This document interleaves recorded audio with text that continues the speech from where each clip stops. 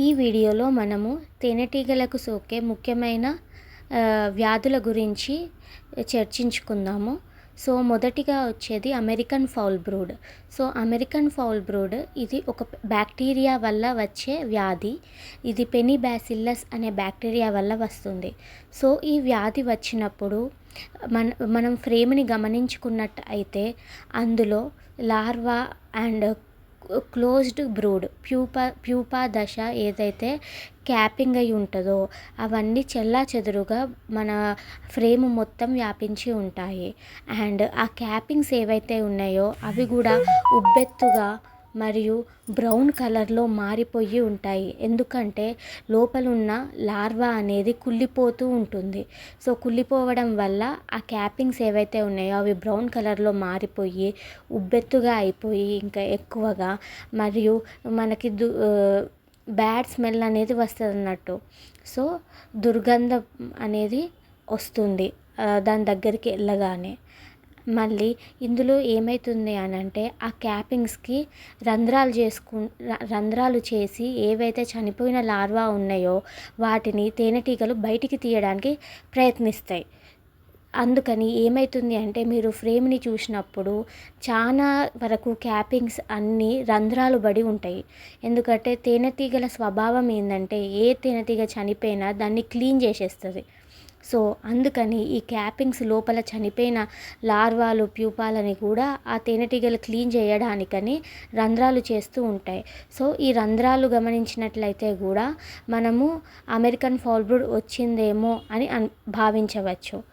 And మళ్ళీ ఇంకోటి ఏంటి అంటే ఇప్పుడు ఈ అమెరికన్ ఫౌల్ బ్రూడ్ అనే వ్యాధి లేట్ లార్వల్ అంటే లార్వా యొక్క చివరి దశలో మరియు ప్యూపేషన్ అయ్యే దశలో ఇది వ్యాపిస్తుంది. కాబట్టి ఎప్పుడైనా మనము ఈ వ్యాధిని గమనించినట్లయితే ఈ క్యాప్డ్ సెల్స్ ఏవైతే లార్వా క్యాపింగ్ చేసుకుంటాయో ఆ తర్వాత ఆ క్యాపింగ్ అయిన క్యాప్ లోపల ఆ లార్వా అనేది చనిపోవడం జరుగుతుంది.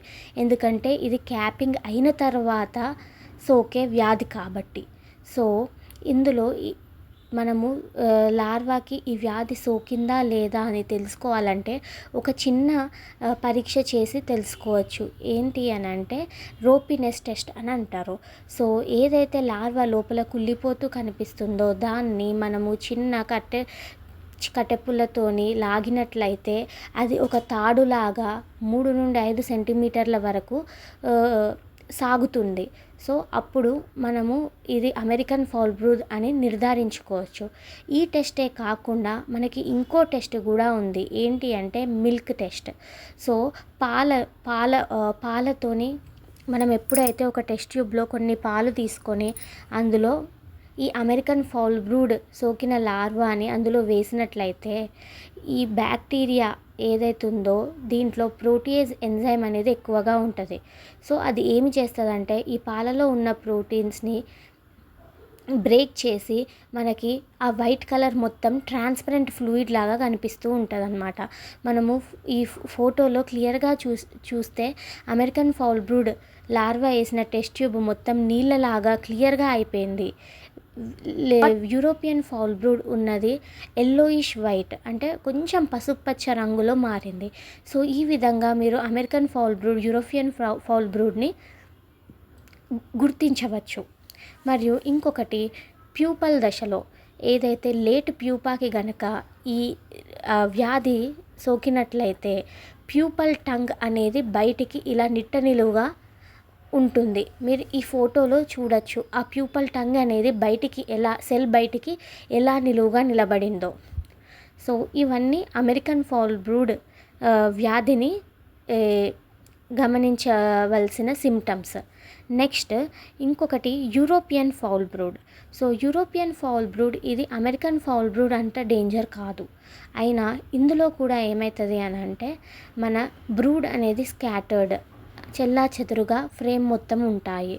నెక్స్ట్ అమెరికన్ ఫౌల్ బ్రూడ్ లాగానే ఉబ్బెత్తుగా కనిపిస్తాయి సెల్స్. ఇందులో కూడా చాలా దుర్గంధం అనేది వస్తుంది.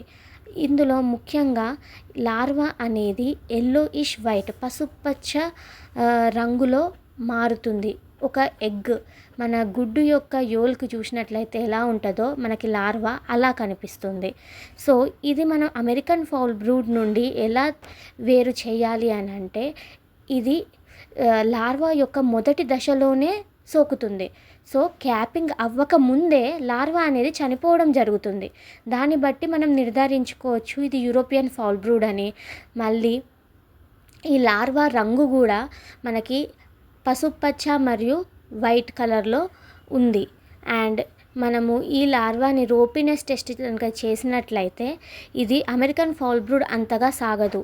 చిన్నగా 1 నుండి 2 సెంటీమీటర్ల వరకు స్ట్రెచ్ అయ్యి విడిపోతుంది. అండ్ ముఖ్యంగా మిల్క్ టెస్ట్ చేసినట్లయితే అమెరికన్ ఫౌల్ బ్రూడ్ సోకిన లార్వా మన ట్రాన్స్పరెంట్ నీళ్ళలాగా మారిపోతున్నాయి పాలు. కానీ యూరోపియన్ ఫౌల్ బ్రూడ్ సోకిన లార్వా పాలల్లో కనుక వేసినట్లయితే ఆ పాలు పసుపచ్చ తెలుపు రంగులో ఉంటాయి తప్పితే ట్రాన్స్పరెంట్గా నీళ్ళలాగా మాత్రం మారవు.